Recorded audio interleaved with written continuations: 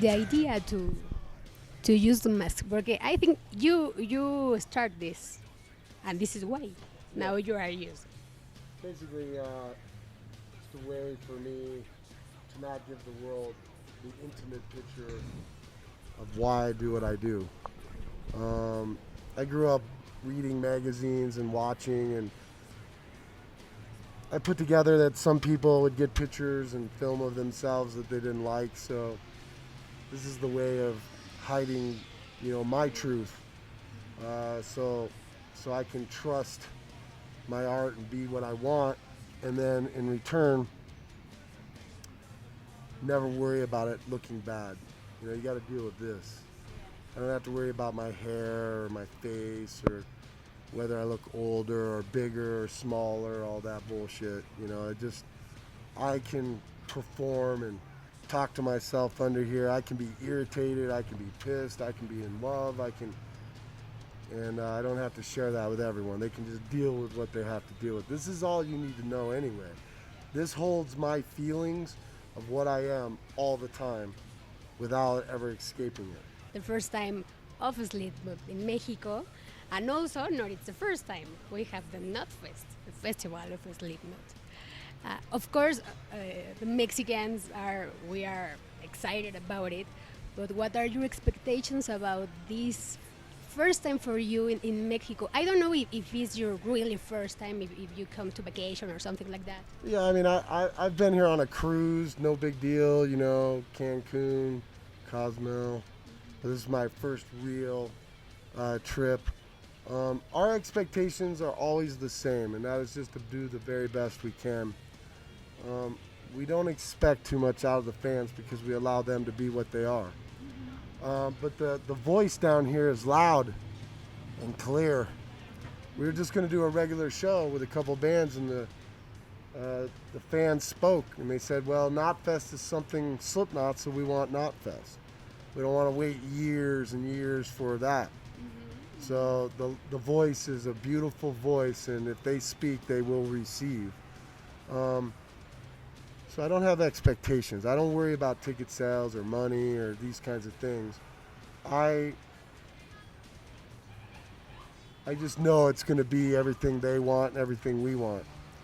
And it's going to be art as usual. And it's going to be a beautiful thing for everyone. And everyone's going to go home and they're going to remember that forever. And it'll help them not think about the past anymore. And once we're here, we always come back. We're just honored. We're lucky. Our fans are the best fans in the world, and hands down. And like I said, if they speak,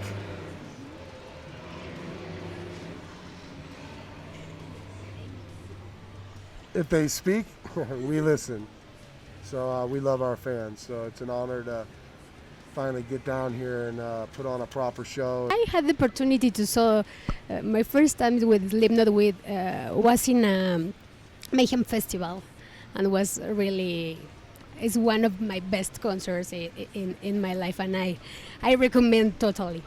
How start your inspiration about these live shows? No, I think, or I remember that I read that you love the fire and the show of AC/DC, for example, but I don't know which other bands inspire you and influence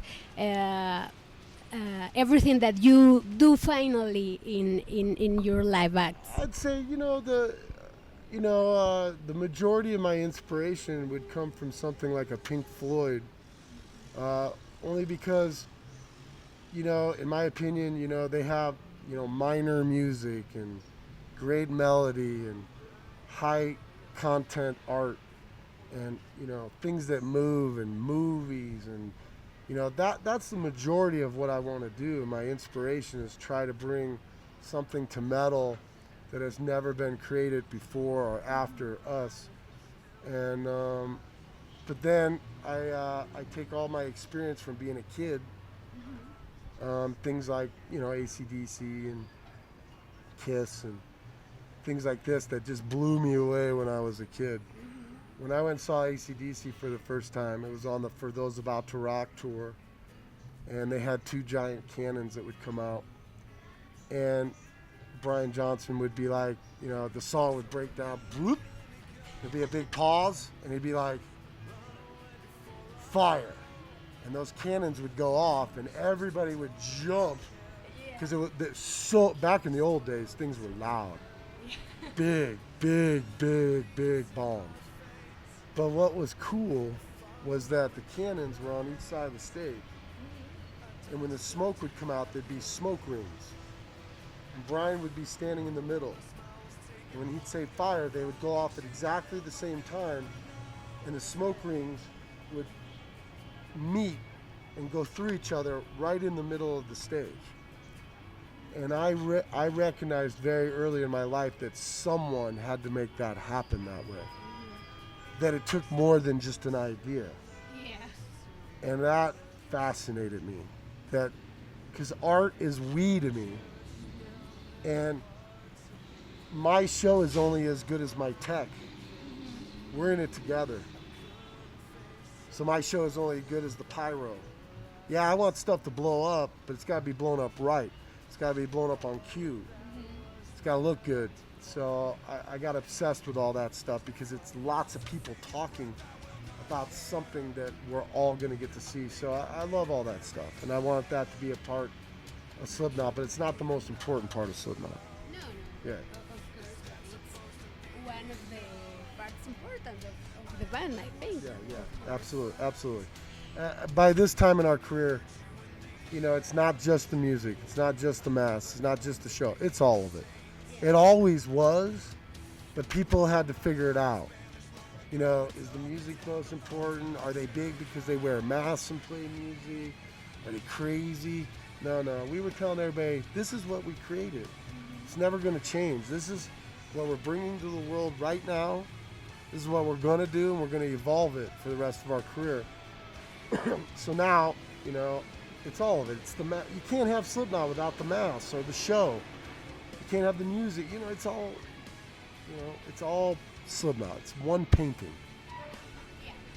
I only want to know first, to continue a question that I think in this moment, but maybe your first concert was with AC/DC or Kiss. Kiss first show, yep. In Iowa? Yep, Des Moines, Iowa. It was like 12 or 13, I don't remember. They weren't in makeup. But man, I went to that show and you could smell things in the air. Everybody's drinking. A couple girls showed their boobs. Lights went out. Goosebumps. I was at home. I knew where I belonged for the rest of my life. And fortunately, you know, I was married before I started the band. And that is one thing I wanted to do probably more than rock and roll, was to have a family. So I've been very blessed and very focused because I have my soulmate, my best friend, who really encourages me to be this and allows me to be the best I can. And your kids, I think, now. oh yeah, they just, Also. yeah, my oldest is 24, you know, she's almost taking care of me at this point, but yeah, it's just been a blessed life, and I can concentrate just on my art, not get caught up in all the other bullshit. And yeah, once I saw that concert, I knew I was either going to work for artists or I was going to be an artist, one of the two. Maybe someday Slipknot continue without the members of Slipknot, no? Transcending something else, maybe one of your kids. Continue That's the Slipknot way. I mean, a lot of people can't wrap their head around that, but I think we're such a philosophy, and I look at like the new drummer, he's so young, you know, I could be his dad. And I think, well, shit, if I do this for 20 more years and he does it for 20 more years and I gotta go, he'd know how to tell the new people, you know, because we're telling him. And after long enough, he's gonna know, and you know, I think it'd be amazing to have something, because that's never been created in life, and that's what I'm about, is something different and real, you know. I don't want to be a cliche, I don't want to be an old man and somebody do me a favor because I'm broke and ask me to play and get up there and look horrible, and people are like, oh God, Clown should have just not done this, you know. I don't have any interest in that, honestly. That's something for the way future, but if you think about it, a lot of it came about with me because I think about the members that aren't here anymore. And I kind of came up with a philosophy for myself that it's like, well, who's to say that we were all supposed to make it anyway? We're humans. Get caught up in all this garbage of what is, but the facts are who really knows. So with knowing that, why not? Why not think about the ultimate future? Let the legacy go on when I'm dust. Yeah, but at the same time, the fans and maybe we feel like no, we don't want Slipknot never end, no, or how can be Slipknot without Clown or without Corey or without the other guys, no. It's a little afraid, no. Like a fan, it's like no, I don't want that. But I've been doing this 20 years already. I know what you mean. We'll see what happens. Yeah, exactly. Clown, I know that you are always creating and you are always trying with new things, but you create movies, you recently work in an independent film, you create music, you have also side projects, you are acting. I don't know what else you want to need to experiment. I don't know if you want to.